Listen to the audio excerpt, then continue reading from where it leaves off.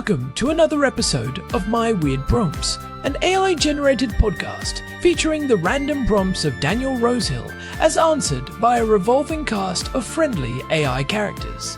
Join us for deep dives into AI, technology, and whatever other random thing Daniel finds fascinating today. Subscribe on Spotify or your favorite podcatcher. Now, today's episode. This episode was generated using artificial intelligence. Please verify facts. Hi there, Herman and Corn. So I'd love to chat today about a workflow that I wanted to implement for quite some time. And I think it's going to really help me. And implementing it is actually the easy part, the technical part. I've already kind of mapped out a workflow for what I'm going to describe. So what I'm actually asking you guys is, because I'm just one person with an idea that I suspect much more people who have much more experience in productivity have probably sketched out this idea very well. And therefore, before I go ahead and create the technical plumbing to make this work, I might be able to integrate some lessons from them. Here's the idea. So I've kind of been thinking lately about ways to improve my workflow. When you are a consultant or working for yourself, you have a lot of latitude in how you can go about working, especially when you're working from home. It becomes very easy, especially these days where we're bringing, my wife and I are raising a young child, that when you finally get a sliver of time to actually work on things, even if it's late at night and not the best hours, you kind of think, well, this is my time, I'm gonna go for it. Or you're in the middle of something and you're in this state that we call flow, which I love, and we should certainly talk about the flow state in future discussions.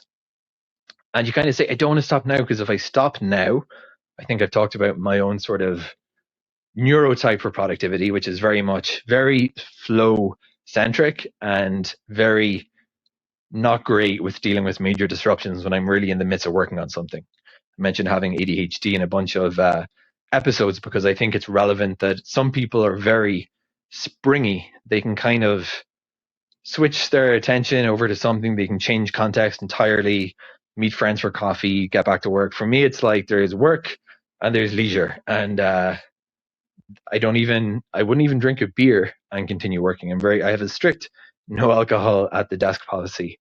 And that's actually not just because I'm in any way a teetotaler. In fact, I enjoy the odd drink, but it's actually because for me that just my brain just drifts out of work mode and I can't get it back. So I used to work in startups where people would routinely pull out a beer from the office and just like have it at their desk, and I could never work like that. It would be fun to, but my brain just wouldn't. It would be a waste of time for me. So the tactic that I'm looking to master is when you've got a lot of things going on. Rome isn't built in a day. We've talked about the Kaizen philosophy before. Because I kind of struggle with the kind of start and stop of the workday, and the middle is where I kind of thrive and make progress. But sometimes I don't want to stop simply because I figure if I stop what I'm doing now, I'm not going to remember where I was, and to get back here and to get this kind of flow back is going to be hard. So my idea for hacking my neurology, if you will, was to create a workflow whereby at the end of the workday, or whenever let's say it's break time, the day's over, I record a voice note, and this is another use for voice tech, which I've become so enthusiastic about, detailing in a kind of a structured fashion what I'm working on, what are the blockers, where do we want to pick up tomorrow. And in the workflow that I've modeled in N8N, it's runs that through a transcription pipeline and then sends it to me actually the next morning, so that it doesn't even send it to me straight away. So it puts it in a Google Doc saying, start of day, here was the retrospective from the previous day, here are the priorities for today, here is what, etc. So it's kind of to create that continuity between that I think would be really helpful for me to step back, knowing actually I got everything down. It's all there. When I turn on my computer tomorrow, I'm going to know exactly going to be reminded exactly what I was working on, exactly what I want to pick back up on, so that there's kind of continuity of effort. So Herman and Corn, that's my plan. That's my idea. And I'd like to turn it over to you, to enlighten me with any authors who really created systems for this, and maybe I can integrate that into my little system. The only productivity author that I've really read and really connected with me is David Allen and Getting Things Done, or GTD, because one of the things that to me was it was like he was speaking directly to me, was that getting information down is key if you have an idea. Again, this is why voice for me has been transformative. And then he talks about collection systems and getting those later, but just even if it's a voice recorder, like the old school ones we mentioned in our privacy episodes, or it's a phone, or it's a napkin, and you can photograph the napkin.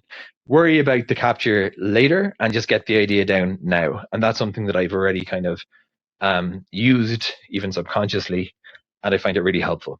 So Herman and Corn, let's talk about rituals for ending the workday for those like me who maybe keep working longer than they should, or longer than they planned, because they don't want to break, and they don't really feel they've got a good mechanism in place for writing where they finished, writing where they can pick off. What are some good approaches to do this that I can integrate into the workflow that I'm building out? Herman and Corn, let's talk about productivity and continuity between workdays. Over to you. You know, Herman, I was thinking about that feeling you get when you are right in the middle of a project and you know you have to stop for the day, but your brain is screaming at you to keep going. It is like trying to pause a movie right at the climax. You are afraid that if you walk away, you will lose the thread, and tomorrow morning you will be staring at the screen like it is written in a foreign language. I had this happen last Tuesday while I was researching the history of urban planning in ancient Mesopotamia. I was deep in the irrigation maps, and my partner told me dinner was ready. I felt this physical resistance, like my brain was a car going 60 miles per hour, and someone just pulled the emergency brake. I spent the whole dinner thinking about canals instead of the lasagna. Oh, I know that feeling all too well. It is the classic cliffhanger, and it is actually a sign of your brain being in a high engagement state. My name is Herman Poppleberry, by the way, for anyone just joining us for episode 298. And you are spot on, Corn. That anxiety about losing your place is a huge driver of burnout, especially for people who work from home where the physical office door never actually closes. Our housemate Daniel actually sent us a prompt about this very thing today. He is a consultant, he works from home, and he has been very open about his struggles with attention deficit hyperactivity disorder. He is looking for a way to create some continuity so he can actually shut down his brain at night without feeling like he is sabotaging his future self. He calls it the transition tax, and for someone with his neurobiology, that tax is incredibly high. Right. And Daniel has this really interesting plan to lower that tax. He wants to record a structured voice note at the end of every day. He will talk about his progress, any blockers he hit, and what the immediate next steps are. Then, he is going to have that transcribed and sent back to him the next morning as a sort of start-of-day retrospective. I think it is a brilliant use of automation, but it also raises some fascinating questions about how we process information and how we can effectively hand off tasks from our evening brain to our morning brain. It is like he is building a bridge over the gap of sleep.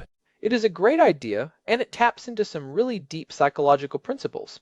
We should really dig into why this is so effective, especially for the neurodivergent brain, and what experts say about these kinds of rituals. Because, let us be honest, the transition from work mode to home mode is one of the hardest parts of the modern workday. For someone with attention deficit hyperactivity disorder, this is not just a productivity issue, it is a regulation issue. Dr. Coast. William Dodson, who is a leading expert in this field, talks about how the attention deficit hyperactivity disorder brain has an interest-based nervous system rather than an importance-based one. When Daniel is in the zone, his brain is flooded with dopamine because the task is interesting or urgent. Stopping that flow feels like a literal crash. That makes so much sense. If your brain is fueled by interest, then stopping when you are interested feels like running out of gas in the middle of the highway. So, let us start with the psychology of it. Why is it so hard to just stop? I have heard you mention something called the Zeigarnik effect before. Does that apply here? Absolutely.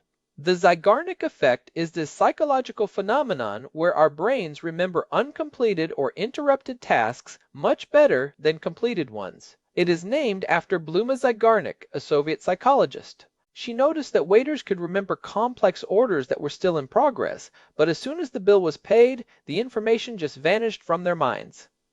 Recent research also highlights the Ovsyankina effect, the strong urge to resume an interrupted task which is very real. For someone like Daniel, his brain is essentially keeping those tabs open in the background. If he does not have a formal way to close those loops, his brain keeps them running like a computer program that will not quit. That uses up cognitive energy and makes it impossible to fully relax. So, by recording this voice note, Daniel is essentially paying the bill at the restaurant. He's telling his brain, I have captured this, you can let it go now. He is closing the tab so the computer can finally go into sleep mode. Exactly. He is externalizing his executive function. For people with attention deficit hyperactivity disorder, that internal filing system can be a bit chaotic because of challenges with working memory. By putting it into a structured recording, he is creating an external hard drive for his thoughts. But there is a specific way to do this that makes it even more powerful. Cal Newport, author of Slow Productivity 2024, talks extensively about the shutdown ritual. He literally says the phrase shutdown complete at the end of his day. It sounds a bit cheesy, but it is a powerful mental trigger. In his work, Newport emphasizes that knowledge work is never truly done, so you have to create an artificial finish line. Daniel's voice note is that finish line. I like that. It is like a verbal anchor. But Daniel's plan goes a step further by actually providing the content for the next morning. It is not just about stopping, it is about starting. I am curious about the continuity aspect. There is a famous piece of advice from Ernest Hemingway about how he used to finish his writing sessions. Have you heard of that one? Yes, the park on a downhill technique. Hemingway would always stop writing when he was going well and when he knew what was going to happen next. He would not wait until he was stuck or out of ideas. By stopping when he had momentum, he made it incredibly easy to start again the next day because he already had the first few sentences in his head. Daniel's voice note is basically a high-tech version of that. He is leaving himself a trail of breadcrumbs, but for a consultant, those breadcrumbs need to be very specific. Research from Gloria Mark at the University of California, Irvine, shows that it takes an average of about 23 minutes to get back into a task after an interruption. Daniel is trying to hack that recovery time. That is a great analogy. But I wonder, if you are stopping mid-flow, does that voice note need to be more than just a summary? If I am a consultant like Daniel, and I am deep in a complex spreadsheet or a strategy deck, just saying I worked on the deck might not be enough to get me back into that state of flow the next morning. What should he actually be saying in those recordings to make them most effective? That is a great question. If he wants to truly capture the state of flow, he needs to record what Tiago Forte calls intermediary packets. Tiago is the guy behind building a second brain. The idea is that instead of trying to finish a whole project, you focus on finishing a small, discrete piece of work, a packet. In the voice note, Daniel should be very specific. Instead of saying, I finished the report, he should say, I finished the competitive analysis section, and the next step is to pull the pricing data from the April 2025 report. I have left that tab open on the second monitor. This is what Forte calls a bridge of knowledge. It is about capturing the context, not just the result. So, specificity is the key to reducing the friction of starting. It is about reducing the cognitive load of the first task of the day. I have noticed that for me, the hardest part of the morning is deciding where to begin. If the decision is already made for me by my past self, it is much easier to get moving. It is like having a personal assistant who knows exactly what I was thinking 10 hours ago. Precisely. There is also a concept from the world of software development called leaving a broken test. When developers leave a project for the night, they will sometimes leave a deliberate small error in the code that they know exactly how to fix. Fixing that small thing gives them an immediate win the next morning and pulls them right back into the context of the work. Daniel could do something similar in his note. He could say, I have drafted the first 3 bullet points for the executive summary, and I know exactly what the 4th one needs to be. It is about the transition from the private sector to the public sector. Starting with that one bullet point is a low-stakes way to re-engage. It is a dopamine bridge. I love that idea of a low-stakes win. It builds confidence right away. Now, let us talk about the timing. Daniel mentioned sending the transcription to himself the following morning. Is there a danger there? I am thinking about the morning routine. If I wake up and the first thing I see is a wall of text about work, does that ruin the morning transition? We are recording this on January 27th, 2026, and I feel like our digital boundaries are thinner than ever. That is a very valid concern. The morning is often when people with attention deficit hyperactivity disorder have the most clarity before the distractions of the day set in. If he gets that email at 8 in the morning while he is still having coffee with his family, it might trigger an amygdala hijack, that sudden spike of work stress, too early. One piece of advice might be to have the system hold the delivery until a specific time, like 15 minutes after he usually starts his workday. Or, better yet, he should not look at it until he is actually sitting at his desk with his first cup of work coffee. He needs to protect his home zone. Right. Keep the boundaries firm. Work stays in the work zone. I also think the medium of voice is really important here. We've talked before about how different types of input affect our brains. Speaking your thoughts aloud is a different cognitive process than writing them down. It is more generative. You often discover what you are thinking while you are saying it. It is like you are externalizing the internal monologue. That is so true. It is called the rubber ducking effect in programming. You explain your problem to a literal rubber duck on your desk, and in the process of explaining it, you often find the solution. For Daniel, recording that voice note might actually help him solve a blocker he did not even realize he was stuck on. He might start the recording saying he is stuck, and by the end of the 2-minute note, he has talked himself into a solution. And since he is using Aiton and Aiton for the automation, he can actually use some of the newer AI agents that were released earlier this month. Wait, tell me more about the tech side. Daniel mentioned Aiton for the plumbing. For our listeners who might not know, Aiton is an open source workflow automation tool. How would he actually build this in 2026? It is much easier now than it was even 2 years ago. He could use a mobile app to record the audio, which then uploads to a cloud folder. That triggers an ADN workflow. He can use OpenAI's Whisper Large v3 for the transcription. It is incredibly fast and accurate. Then he can pass that text through an advanced model like GPT-5. He can prompt the AI to not just transcribe, but to structure the note into his specific template. It can remove the filler words, highlight the blockers in red, and even suggest a first task based on his next steps. It turns a messy brain dump into a professional briefing. That is incredible. It is like having a chief of staff who only works for 2 minutes a day. But I want to push on the structure of this voice note. Daniel mentioned a structured fashion. What does that structure look like? If we were to design a template for him, what would be the mandatory fields? Okay, let us build the Daniel template. First, I think he needs a section for emotional context. This sounds a bit touchy-feely, but for productivity, it is huge. If he says, I am feeling really frustrated with this client because they keep changing the scope, that gives his morning self context for why he might be procrastinating on that task. He can acknowledge the frustration and move past it. It prevents the wall of awful that many people with attention deficit hyperactivity disorder face when a task feels emotionally heavy. That is a great point. It is like a mood log for work. What else? Second, the immediate next action. Not a goal, but an action. Not write the proposal, but open the proposal template and save it as client name _ proposal. The smaller and more physical the action, the better. Third, the status of blockers. Is he waiting on an email? Does he need a password? If he writes down exactly what he is waiting for, he does not have to spend 20 minutes the next morning trying to remember why he cannot move forward. And finally, the big win of the day. I love the big win. We are often so focused on what is left to do that we forget what we actually accomplished. For someone with attention deficit hyperactivity disorder, that hit of dopamine from acknowledging a win can be really motivating. Even if it is just, I finally cleared out those 40 unread emails. It changes the narrative from what I failed to do to what I succeeded in doing. Exactly. So the structure is emotional context, immediate next action, blockers, and big win. That is a very solid framework. And because he is using Aiton, he can have this formatted as a beautiful bulleted list in his email or even pushed to a Notion page. But there is a second order effect here I want to explore. If Daniel starts relying on this system, does he lose the ability to hold things in his head? Is there a risk of cognitive atrophy? That is a common worry with any productivity tool, but I think the opposite is actually true. By offloading the rote memorization of tasks, he is freeing up his prefrontal cortex for the high-level strategic thinking that he is actually being paid for as a consultant. It is like using a calculator.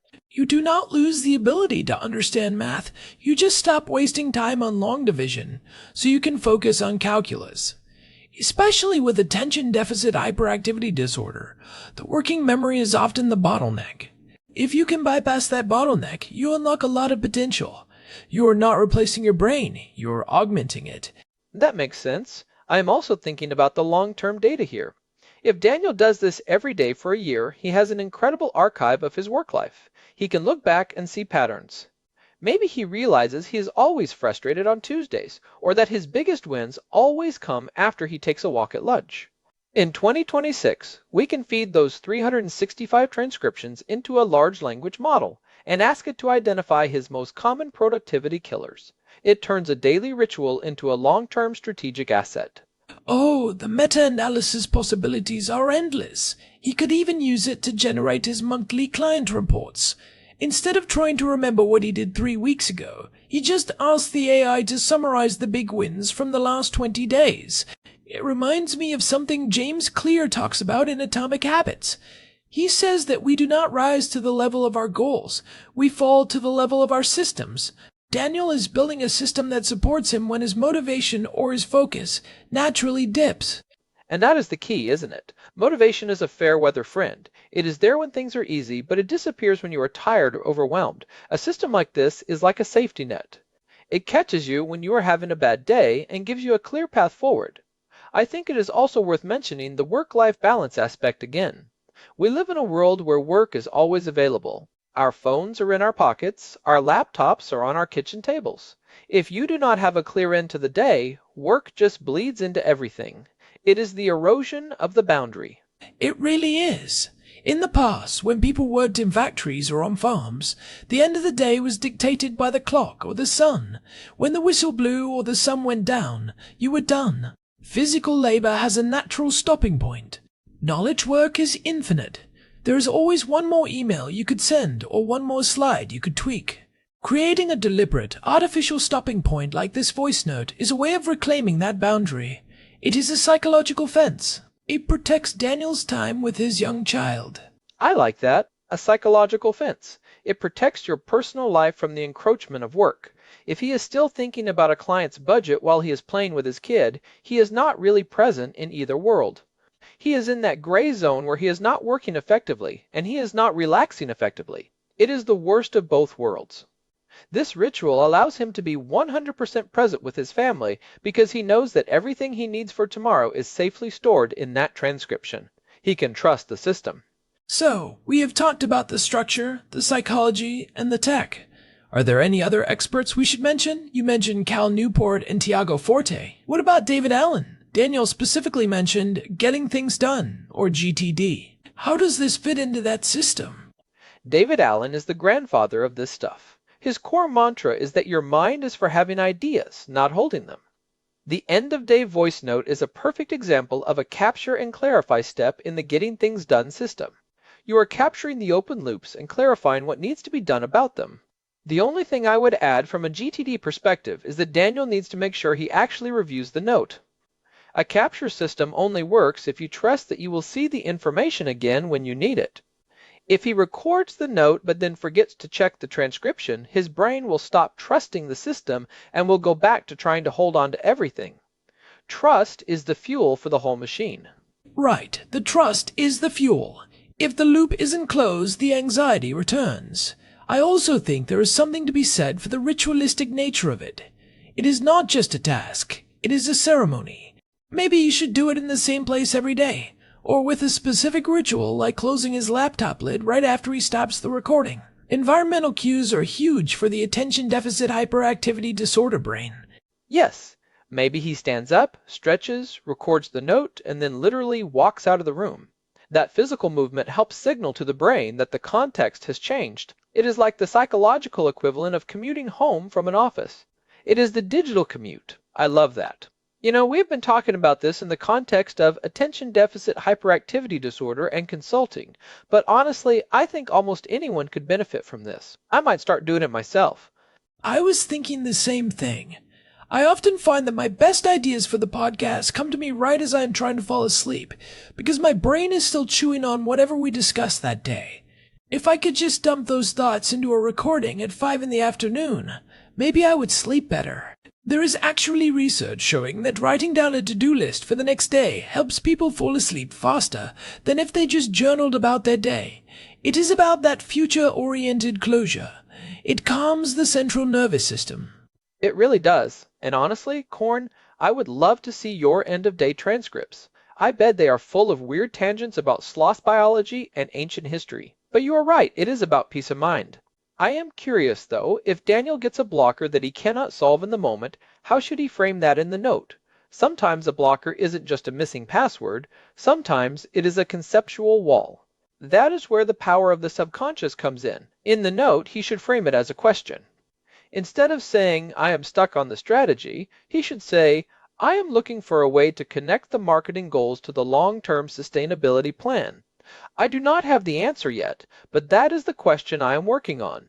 By framing it as a question, he is giving his subconscious mind a specific problem to work on while he is sleeping. There is a lot of evidence that our brains continue to process complex problems during rapid eye movement sleep. He might literally wake up with the answer. The voice note isn't just a record of the past, it is a prompt for the future. This is becoming a very robust system. I am really impressed with how Daniel is thinking about this. It is a great example of using technology to support human cognition rather than just adding more noise. I think the key takeaway for Daniel, and for anyone else trying this, is to be kind to yourself. Some days the note will be long and insightful, and some days it will just be, I am tired, I did my best, start with the email from Sarah. Both are equally valid because they both serve the purpose of closing the day. Consistency is more important than perfection. That is a great point, Corn. Even a 10-second note is better than no note at all, because it maintains the habit and the trust in the system. I also think it is worth mentioning that this doesn't have to be a perfect transcription. With modern large language models like the ones we have in 2026, you can have the system clean up the text, remove the ums and ahs, and even bullet point it for you. It makes the final result much more readable. Use the tech to do the heavy lifting so your brain doesn't have to. I am really excited to hear how this works out for Daniel. It feels like a real game changer for his workflow. And for our listeners, if you are struggling with that work-life boundary or that feeling of losing your train of thought, maybe give this a try. You do not need a complex N18 setup to start. You can just use the voice memo app on your phone and listen to it the next morning. See if it changes how you feel when you shut down for the night. Definitely. It is a low-cost experiment with a potentially high return. And hey, if any of you out there have your own versions of this ritual, or if you have found other ways to bridge the gap between workdays, we would love to hear about them. You can always get in touch with us through the contact form on our website at myweirdprompts.com. We love hearing how people are hacking their own productivity. Yeah, we really do. And while you're at it, if you're enjoying the show, we would really appreciate a quick review on your podcast app or on Spotify. It genuinely helps other people find us and helps us keep making these episodes. We've been doing this for over 290 episodes now, and it is still the highlight of my week to dive into these topics with you, Herman. Even after 298 episodes, there is always something new to learn. It is a testament to the curiosity of our listeners and our friend Daniel. So, thanks again to Daniel for sending this in. It was a great one to explore. I think I'm ready to wrap this one up. I have a voice note of my own to record about our next episode on the psychology of digital clutter. All right, I think that is a wrap on this discussion. I am going to go record my own voice note now. I have a lot of thoughts about what we should cover in episode 299. Shutdown complete.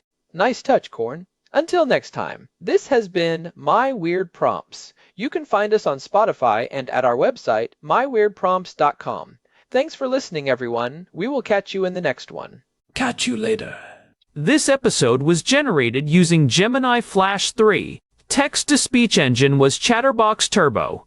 Thanks for listening to another episode of My Weird Prompts, and AI-generated podcasts featuring Daniel Rosehill's AI prompts, as answered by a revolving cast of friendly AI characters including me, Cornelius the Sloth. Subscribe on Spotify or visit myweirdprompts.com.